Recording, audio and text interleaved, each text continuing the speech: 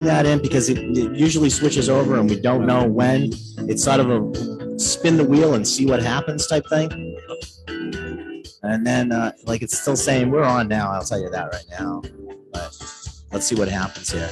All right, we're going to take that off. We'll take that off. We got it. And we're going to record this to the almighty cloud. Oh, hi, Mom. A sexy voice. Is that your mom? No. Like your mom's voice. Hey, everybody. It's the day before Thanksgiving, so let's be thankful for Whiskey Wednesday. All right, so we wanted to start you guys off right, so hopefully everybody got a turkey sandwich because you won't be eating that tomorrow. No one's making turkey tomorrow, right? No. All right, so we thought, wings, turkey. What should we do? How about Angel's Envy? And then so Jacob Medina is here tonight. Thank you. What are you head angel? I am. Thank you guys. Thank you for being here, especially the night before Thanksgiving. Really appreciate it. I'm the whiskey guardian for Boston, so I do guard the whiskey, make sure it's protected, and we give it to the right people. All right. But I do go around and do advocacy and education around Boston, usually for the bar staff, wait staff, and occasionally we'll come out to do for the stores and do tastings like this. All right. And we're gonna have you on. We're gonna get you on the podcast. Yeah, we'll get you on the. It's the Liquor Talking, the regular radio show. We'll get you on there too. So tonight we got some special stuff, but I think why don't you tell us about Angel's Envy and why don't we talk about the flagship? Yes, super excited. Angel's Envy is very near and dear to my heart. A little bit about myself. How's that? Can you hear him now? How about now? You got me? Better? Awesome. I'll just speak up. I don't want to yell into the mic. A little bit about myself. I've been craft cocktail bartending for the last 5 years. Started with Angel's Envy roughly noon in August and fell in love with this a long time before I started with the company.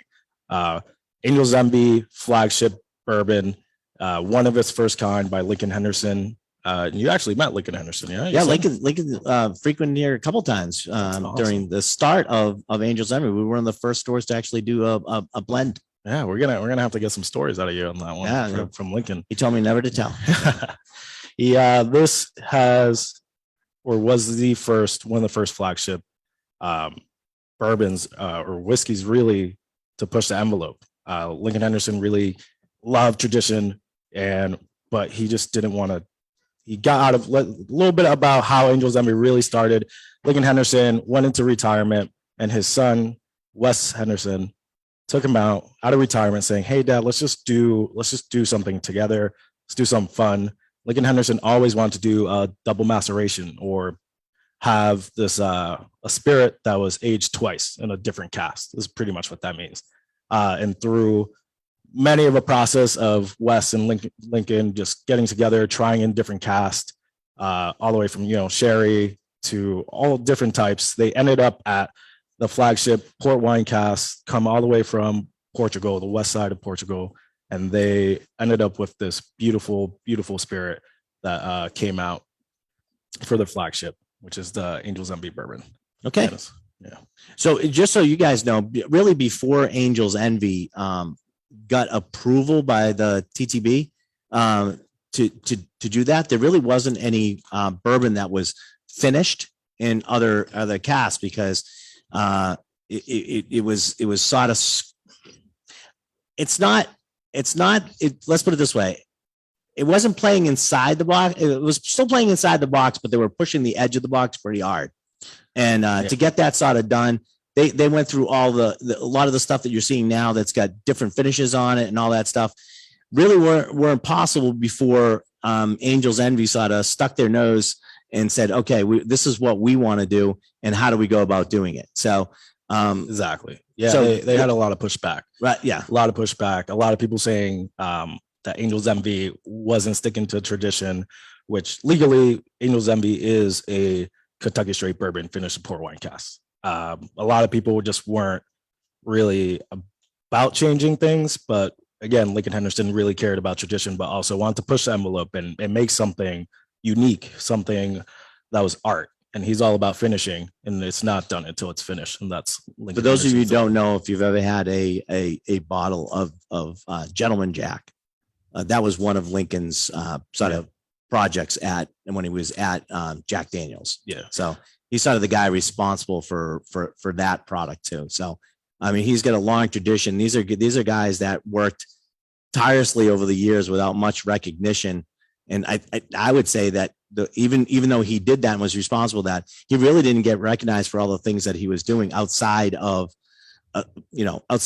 Kentucky until he started doing his own stuff with Angels Envy. So let's nose and we'll taste. Slot number 1 is the flagship, which is the I don't want to say regular, but what you find on the shelf. How's that? What you'll typically find on the shelf. So 43.3 ABV, so that's 86.6 proof. 86.6. Aged in Kentucky straight bourbon whiskey, finished in port wine barrel. So there you go. All right, try that one. For those of you, if you want to throw it in the glass to get a better, whiff on it. Yeah, you guys got plenty of swag tonight. Got some swag. It's going to get you. And I usually don't like to tell people what they should be smelling or what they should be tasting. This is all kind of personalized. If you grew up on a farm, you're going to be smelling and tasting different things, but there are some like keynotes here. What do you guys get? Yeah. What do you guys get? I always like to ask and see what they get. It tastes like bourbon. Yeah. That's one. The first taste is that's one. We always go by this. Never trust your first taste. Never. All right. Never. That's going to get your mouth acclimated. Always trust your second sip. That's out of what it should be. Because I always get like red berry. I get that red fruit on this one too. Yeah, I get a little citrus too. Citrus in there. But you still haven't lost out of those. The vanilla tones are there. There's some caramel and stuff like that. It's a well-rounded bourbon. Now, when you guys make these small batches of this, because it is small batches. It is small batch. This is the flavor profile that you're going to go into. We can get into a little bit of this in our next whiskey, and maybe we should talk about this. Does everybody tried now? The Angels Envy, the stuff you can go grab off the shelf right now. Afterwards, just go ask Gio if he's given me the price list so I can get it for everybody. And I think he already did the discounting on it, but just make sure he did. This is a tried and true. I mean, they've been doing this now for a number of years. This is very popular, sells really well. Well. Yeah. And honestly, now we're having more rick houses. We're building rick houses as we speak. So the production rate is going to skyrocket in the next couple years. It's not going to be as limited as it used to be, but it really, as you guys, the quality was not going to suffer because what you're doing is you're doing it the same way. We're doing it the same way. We're just more of it. We're going to be able to do more. Exactly. Yeah. Okay. We're going to be able to store a lot more barrels is pretty much what that means. And we're going to be able to just pump it out a lot more instead of having it super allocated as it has been in the past few years. Now, right after Angels Envy started, Lincoln and Wes approached us with a new program that they wanted to do. And it wasn't really a single barrel program. It was a blending program in which we would, they would send us samples A, B, and C, and they were sort of already a small batch together. All right. So you'd have like A small batch, B small batch, and C small batch. And what you would do is you take different percentages of those and blend them together to create your own custom blend of Angels Envy. So we gave you an extra one that you probably hopefully put in letter A. No, number A. No, AE. No, it's in slot 8. You guys get an extra one. So what that is thanks to one of our club members, Megazone brought in one of the blends that we did. And so this one here, and I actually still have the plaque for this one, awesome. Angels Envy. So it was 20, 40, 40. So A style, B style, C style. And we put 20% of A, 40% of B, and 40% of C in that. And they just did these things to a very specific. And basically what it came down to was it was varying degrees of barrel influence. Okay. And then you wanted to end up where you wanted what it basically did is gave you enough at the end of what you wanted the sort of the port to influence the bourbon. Okay. So you have one that we did. It's actually the last one we did. Oh, So was the last one before the door closed on that program. We're one of the last ones to get one. So that is in slot 8. Try that and see what you think. And if you have a little bit left, I know this is a stupid question. If you have a little bit left of one, you can do a little comparison. But and if you don't have anything left, you can always go back and smell. You're going to get different notes on the nose from going from the bourbon. I think you'll find that it's we went a little bit heavier on the port influence. I can smell that. Right. So now you get this like almost like red ripe fruit going on. Oh yeah. Yeah. You get this depth of character. So this was our take, so to speak, on Angel's Envy. Like it basically came down, if we were going to make Angel's Envy, this is what we think it would taste like. This is how you it's like a riff. That's awesome. We took the original and we did a little bit of a riff on it and see what. So what do you guys think of this one? Oh, the ABV, I believe they were all the same as the bottle. So I think it was still, I don't think it changed. I think it was still 86. Yeah, they would have had the proof the same. Yeah. So yeah, they would be all 86.6. We can check, but do you have John, do you have the does it say what proof it is? Should be down the bottom on the, what is it? 43.3. Same. Yeah, so the same. So it's the same. So you're comparing apples to apples or port to port. Port to port. Port to port. What do you think though? Different though, right?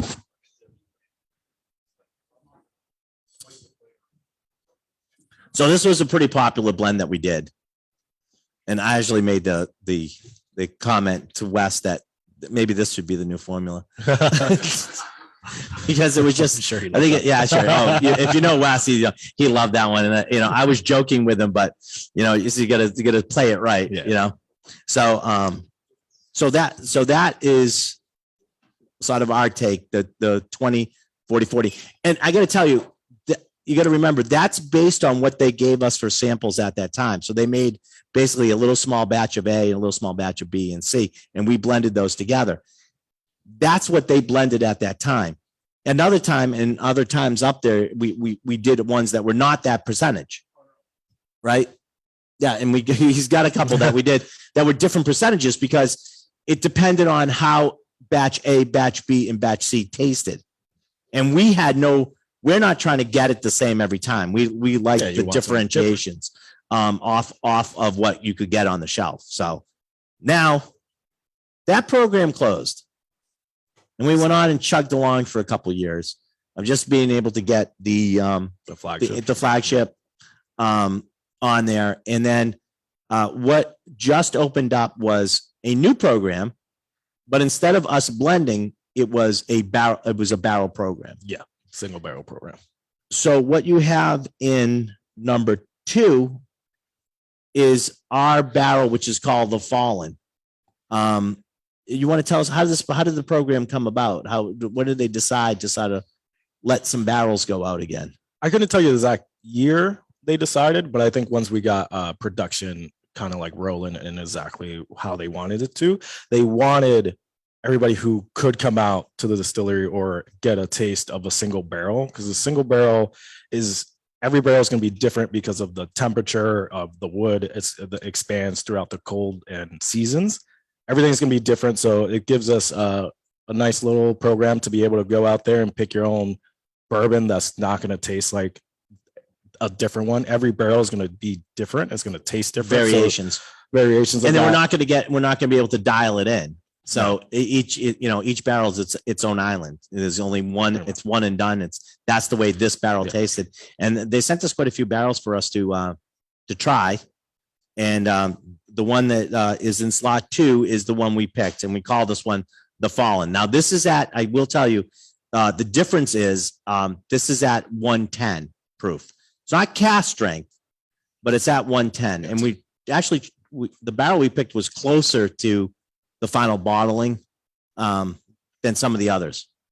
And we tested all of those out to see when we watered them down. Gotcha. to one, because it wasn't a big difference, but what got them to 110, how we thought each would taste. So what you have in slot 2 is the Fallen, and you guys should try that too.